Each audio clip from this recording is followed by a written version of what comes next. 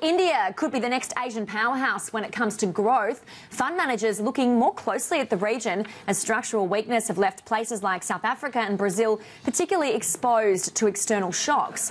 On the flip side, India next in line for a free trade agreement with us, primed for domestic growth and open for business. That's been particularly highlighted this week by charismatic Prime Minister of India, Narendra Modi, who's just returned home from his trip to Australia. Well, for more, I spoke a short time ago with Sheba Nandkeolyar, CEO and co-founder of Multi Connections and National Vice Chair of the Australia-India Business Council. Ingrid, thank you for having me here.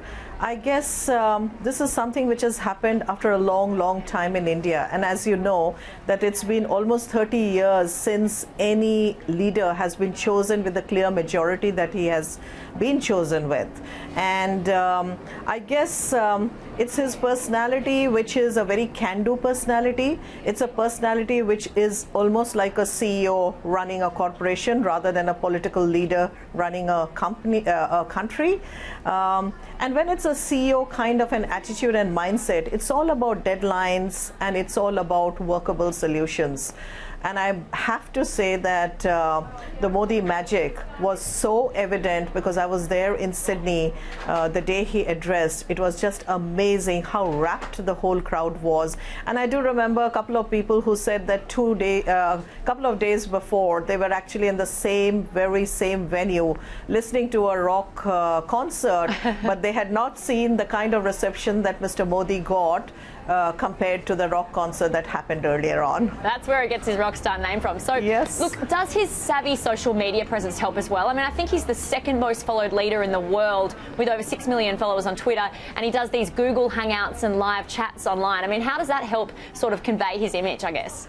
I guess what he has done is he's realized that there is youth there in India as well as world over. And the one thing that he keeps talking about is the 3 Ds, which is, you know, obviously one of which is democracy, one of which is demography, and the third one is demand. And when he's talking about demography, he's talking about the youth advantage that India has. Almost 800 million people who are under the age of 35. So he has connected and he's realized that the traditional media is not just the only way to connect, but social media, he's just following exactly the receptivity points that these youth believe in, and which is social media and online. And he's gone all length with that, and he's just connected so well, so beautifully with all of them. He does sometimes polarize people, sometimes being reviewed as a divisive and somewhat controversial figure, particularly some saying his style of incremental reform in India may be too slow to propel India back to double-digit growth. What's your take on that? I reckon there are, sections of society who are still, and even in the Indian community and in India, who are still a little bit doubtful, would he be able to achieve what he is promising to? But I'll give you 3 examples of what he's done very recently. Number one is, he said that the very basic minimum that a person needs is a bank account. And you have so many poor people who cannot open a bank account. Guess why? Because they have no credit history, they don't have money to deposit.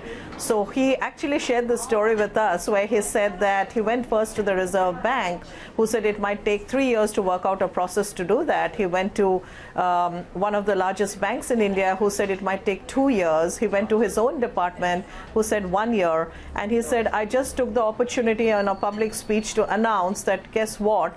Every person can open a bank account with $0 deposit, and this was meant for the poor people. What he managed was, in 10 weeks, he had 71 million bank accounts which opened up. And what he also shared was, because I had so much trust in the people and I said they're poor, they have no money, and we'll give them a $0 deposit bank account, they actually felt that he had so much of trust in them that whatever little earnings we have, meager income we have, let's put it in and open this bank account. And he actually geared up 5,000 crores of rupees, which is amazing. Yeah, and this is why a lot of fund managers here in Australia are pushing for investment into India. And I know he's also, Mr. Modi's also pushed the agenda of India being open for business around the world as an alternative to China. In your view, is India the new Asian powerhouse? I would absolutely say so. I was very, very lucky to have been in the delegation which Mr. Abbott took to India. So I was actually very much privy to a whole lot of things that I saw happening in front of me. One of which was absolutely the message that remove red tape and roll out the red carpet. And that's what he wants for investors. Something which was very interesting, which he shared at Sydney, was that how can we expect investors to come in and expect them to adjust to us? They are coming for a quality of life. And he actually went back and shared how he attracted Japanese investments in Ahmedabad when he was the chief minister of Gujarat, where he said that I knew that they were very fond of golf. So the first thing I said was, I turned around to my people and said, guys, if you want the Japanese to come here and invest, you have to make sure that you create golf, create golf courses for them. So his take on the way he is promoting India and wanting to get rid of the red tapeism is amazing. Another thing which he shared, which was in Melbourne, was that all the previous governments were insisting on making rules after rules. His government is really insisting on getting rid of those rules. So I think that's a big take on how things are going to happen. And speaking of that, trade obviously top of the agenda in the G20, and also internal discussions between Mr. Abbott and Mr. Modi here in Australia. A free trade agreement looking to be signed within the next year. What will be the key sort of items of interest in that, and the benefits, I guess, for both India and Australia?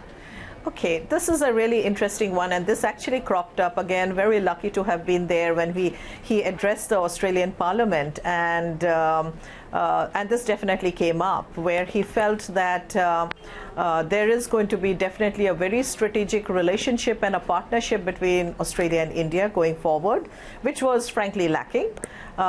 He also felt that the FTA trade, the Virtual Free Trade Agreement, or the CECA as we call it, should definitely be fast-tracked now. And I know Mr. Abbott, when he was in India, he actually requested Andrew Robb to say that I would really like this to be completed and done with by 2016.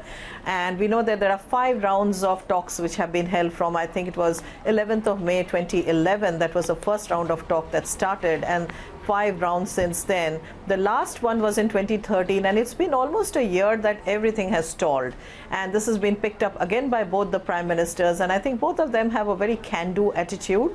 And it looks to me that in a year and a half, we'll be pretty much seeing another virtual free trade agreement being signed between Australia and India. How does uranium play into this? Because that's obviously been a key point of discussion in the past week. Yes, I think uranium is going to play a very, it's going to play a role, and a key role. I think the very fact that Mr. Abbott went and signed up and said Australia is now open to looking at uranium exports. But more interestingly, he did make a statement which was really interesting, because that got picked up by every single Indian media, and that was the news breaking, which said Australia trusts India that it would do the right thing. And I think the fact that by taking this decision, really the trust factor has come through, that Australia trusts India, which has been actually accepted extremely well in India. Secondly, I think I should also mention that in his speech at the Parliament, Mr. Modi spoke about coal and how essential that, how important it is for India to get more of the coal resources and supply. And uranium is another way where we can, and he is able to actually ensure that those hundreds and thousands of villages and people who are without power will be able to actually access power. And more importantly, remember, it has some good green emission story too when it comes to uranium power. Yeah, there's obviously a lot of investment from India into Australia and vice versa. But what does the picture actually look like now? And we've got longer to go, but what does it look like now? I have to say that the picture is not very good. Not too bad in the sense, like from a 3 billion over 5 years or 6 years, it has gone to 15 billion, but not good enough, which is only basically 10% of the 150 billion, that China and Australia are doing. I think India's time has come. India has been neglected, has not really been in the forefront of being even considered as a strategic partner or a relationship with Australia. But with Mr. Modi, he has recognized that Australia is going to play an important role, as also Mr. Abbott has made that very clear. Opposition leaders spoke about it. So I think definitely now we're going to see a fast tracking of this trade and business relationship. We at AIBC, being the national vice chair of AIBC, we are very, very pleased with this meeting, because we can see what has happened is it has absolutely taken this relationship to an all new level now.